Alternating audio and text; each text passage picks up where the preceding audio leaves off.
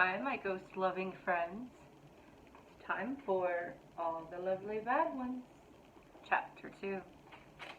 When we left Corey and Travis, they were determined to come up with ideas on how to be ghosts to help their grandmother's business.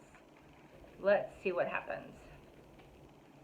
The dining room was large enough for at least 24 people, but only 2 other tables were occupied.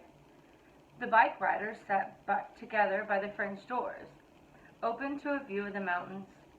Lean, sunburned guys with huge leg muscles. They didn't look as if they'd come to Vermont to see ghosts. At another table were Mr. and Mrs. Jennings, who had showed up just before dinner wanting a room. They were an old couple, but not old. Probably 40 or 50. His hair was gray and hers was an odd shade of tan. Dyed, according to Corey. He wore hiking shorts, a navy t-shirt, and walking sandals over rag wool socks.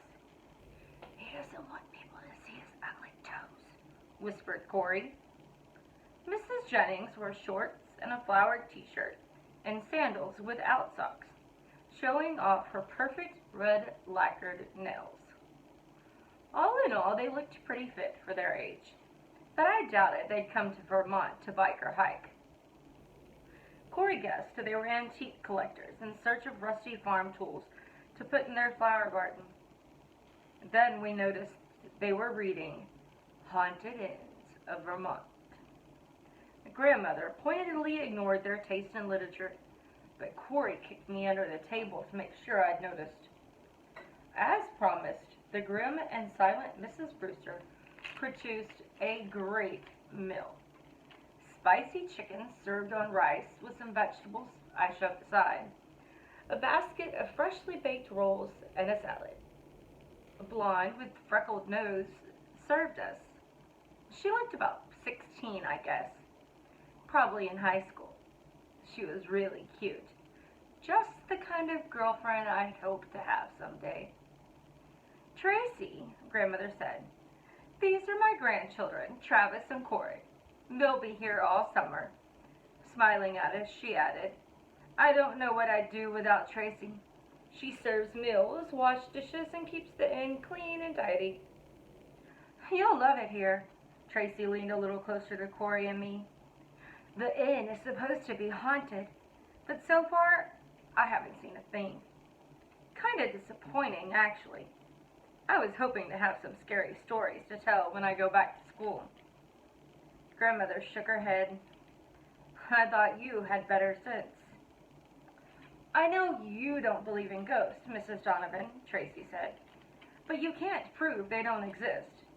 "You can't prove they do exist," Grandmother pointed out.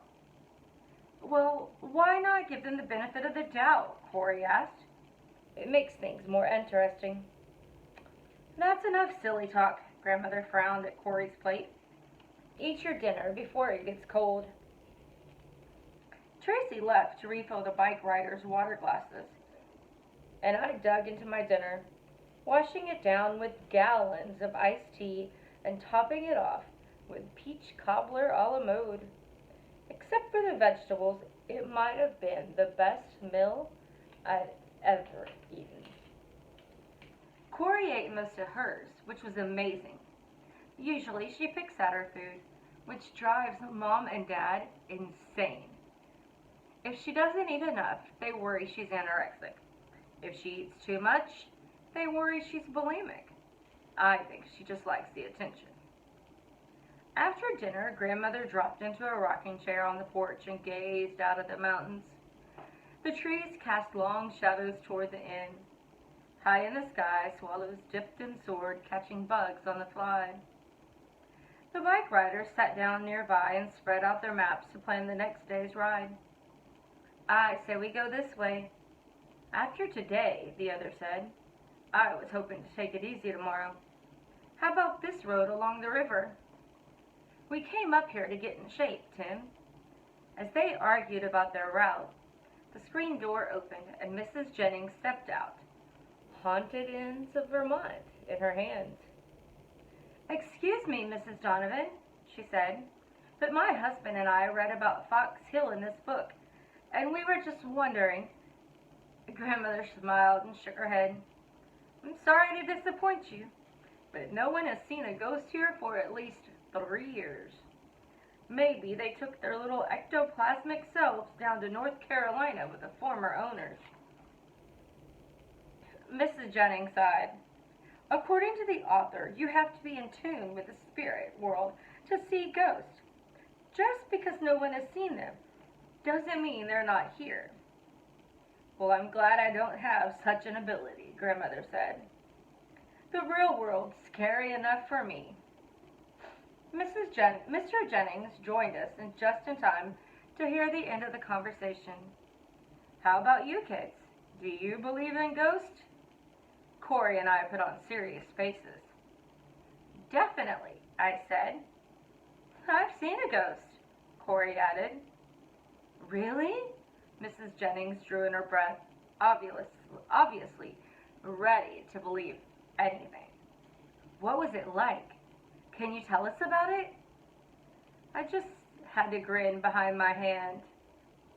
Could she tell them about it? The Jennings don't know how much my sister loved an audience. "Well," Corey began, "last winter I was sleeping over at my friend Julie's house, and something woke me up in the middle of the night. This old lady was standing at the foot of the bed and staring at Julie." Corey paused a moment to let the suspense grow, I guess. "When the old lady realized I was awake," she went on, "she smiled at me and put her finger to her lips. Then real slowly, she backed away from the bed and walked out of the room, watching Julie all the while, like she was never going to see her again." The Jennings hung on every word. Grandmother listened too, but in her case, she seemed to be wondering what my sister was up to.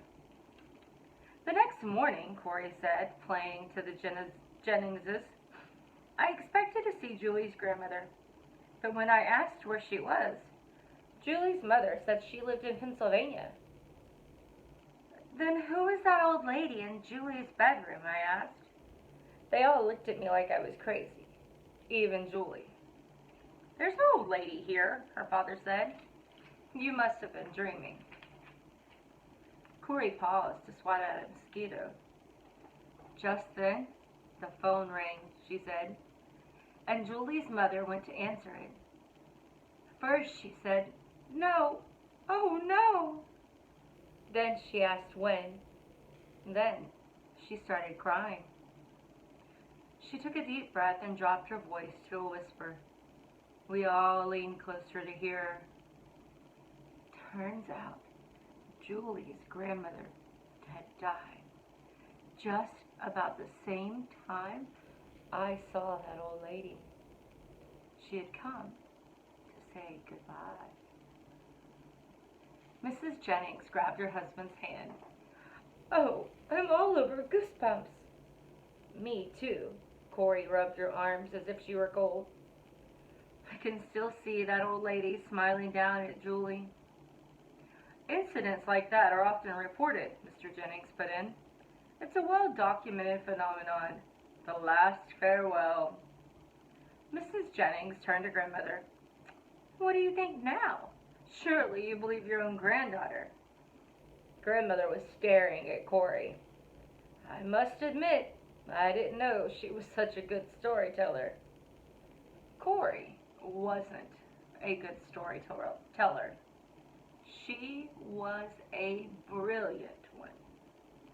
No matter what grandmother thought of Julie's grandmother's last farewell, the Jenningses totally believed Corey.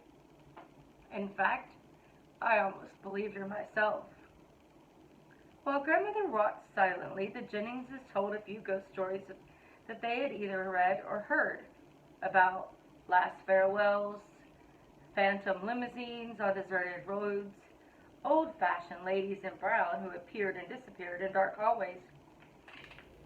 The bike riders stopped arguing to listen.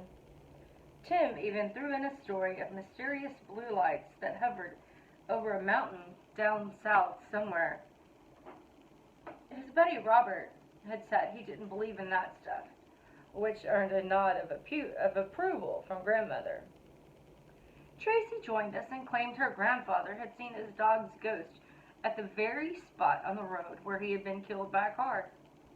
And her sister once visited a friend's house and saw a lady in a long gray dress walk straight through the wall and vanish. The house was really old, she added, and the people who lived there had seen the ghost themselves. Gradually, the stories faded away and we sat together silently, each of us thinking our own thoughts about ghosts, I guess. Some believing, some not, and some not sure. The moon was almost full and stars studded the sky. Thousands, maybe millions, way more than I'd ever seen in New York. It's getting chilly, Mrs. Jennings got to her feet with a shiver and headed for the door, with Mr. Jennings behind her. The bike riders yawned and followed the Jenningses. Big day ahead, Robert said. At least 75 miles. Tim groaned. As Tracy started to leave, grandmother asked her to tell Mr. Brewster that she needed him. A few moments later, a short, bearded man crossed the lawn toward us. For a moment, I thought an ancient garden gnome had come to life, but it turned out to be Mr. Brewster. He wore a permanent frown, made even sterner by his drooping mustache. These are my grandchildren, Corey and Travis, grandmother told them. They'll be sleeping in the 2 rooms on the first floor in the back. Can you help them with their luggage? Mr. Brewster got our suitcases from the truck and carried them inside as if they were packed with feathers instead of books and shoes and clothes that weighed a ton. Like Mrs. Brewster, he didn't say a word to anyone, just sort of grunted in acknowledgement at grandmother's request. Henry's a bit taciturn, grandmother said, but he totes luggage up and down the steps, fixes everything that breaks, and keeps the grounds in shape. In some ways, the 2 of them run the place. She laughed as if the Brewsters were lovable characters in a sitcom, but I thought it would be annoying to depend on such cranky people. We followed her and Mr. Brewster through the kitchen into an annex built on the back of the inn. This used to be the servants' quarters, grandmother said, but the Cornells made it into a modern apartment for themselves. At the end of the hallway, Mr. Brewster set our luggage down and walked away without a word. Grandmother opened the doors to 2 small, identical rooms. I meant to paint the walls and hang new curtains, but somehow I just never got around to it. The season started with a dozen bicyclers and then a busload of senior citizens, which was good for business, but it took all my time. It's great, I said. A bed, a bureau, a table, a chair, and a lamp. What more do I need? Corey nodded. You should see the cabin I had at camp last summer. 4 bunk beds, 8 girls, and an outhouse a whole mile away. Grandmother smiled and excused herself. It's been a long day. If you 2 don't mind, I'll go to bed and leave you to unpack. As soon as she left, I followed Corey into her room, almost identical as mine. Where did you come up with that granny story? I saw it on a TV show about ghosts. The Jennings really ate it up, didn't they? Are you thinking what I'm thinking? Corey grinned. Ghosts are about to reappear at the inn, she said. In fact, I predict the Jennings will have their own experience with supernatural before they leave. They'll go home and tell other people, I said, who will come to the inn hoping to see ghosts. They won't be disappointed. Soon, Fox Hill will be booked up every night, Corey went on. Grandmother will have to turn people away. They'll camp out in the yards, I said. They'll look in the windows. There'll be a traffic jam from here to Burlington. The Learning Channel will send a team of psychics and ghost hunters. We'll be on the evening news. Anderson Cooper will do a week-long special on CNN. Someone will write a horror book, like the Amityville Horror. It'll be a bestseller. They'll make a movie of it. We'll star in it. We'll be famous. By this time, we were shouting and laughing and jumping on Corey's bed. Travis, Grandmother shouted from the doorway. Corey, what on earth is all this ruckus? We tried to stop laughing. We're just fooling around, I said, while Corey hiccuped hysterically. Well, please calm down, Grandmother said. You'll disturb the guest. That made Corey and me laugh again. Grandmother had no idea how disturbed the guests were going to be. It's almost 10, and you haven't even started unpacking, she said with a frown. At the risk of sounding like a camp counselor, I suggest that you save that task for tomorrow. Put on your pajamas and go to bed. We're sorry, I said, making a real effort to sound sincere. But I hadn't gotten the laughter quite out of my voice. Don't be mad, Corey added, faking much better than I had. We're just so excited to be here. I guess we got carried away. Grandmother came into the room and gave us a kiss. I'm not mad, just tired. Now settle down and go to sleep. After she left, I went into my room and put on my pajamas. When I tapped on Corey's door, she said, Come in. Still wearing her shorts and t-shirt, she was rummaging through her suitcase, scattering clothes everywhere. At last she found what she was looking for. She held up a white nightgown and swirled it in front of me. At breakfast, I will tell the Jennings I saw a ghost in a long white dress, flitting around under the trees, like the ghost in the Haunted Inns book. How do you know they'll believe you? They believed the granny story, didn't they? Corey smoothed the gown. People like the Jenningses are easy to fool because they want to see ghosts. If you don't have to convince them, they already believe. All I have to do is go outside tomorrow night wearing this, and they'll think they're seeing a real ghost. But won't they recognize you, I asked? Corey sighed, the way she always did when she thought I was too stupid to be her brother. We'll ride the bikes to Mulderberry tomorrow, and buy white makeup and that black stuff teenagers use on their eyes. Maybe we can find a long, filmy scarf to hide my hair. After Grandmother goes to bed tomorrow night, I'll smear my face dead white and make dark, big circles under my eyes, like empty eye sockets. I'll put on my nightgown and dance around under the trees in a scary way, moaning and groaning. Maybe I'll even shriek. She frowned. Too bad I didn't bring my vampire costume from last Halloween. It would have been perfect, but who knew I'd need it up here? So that's the plan.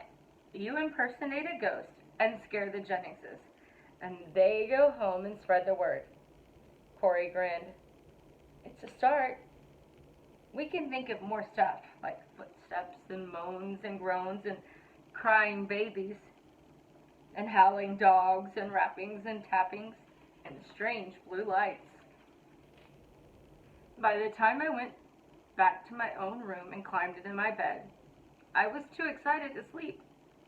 I lay awake a long time with my mind racing with ideas.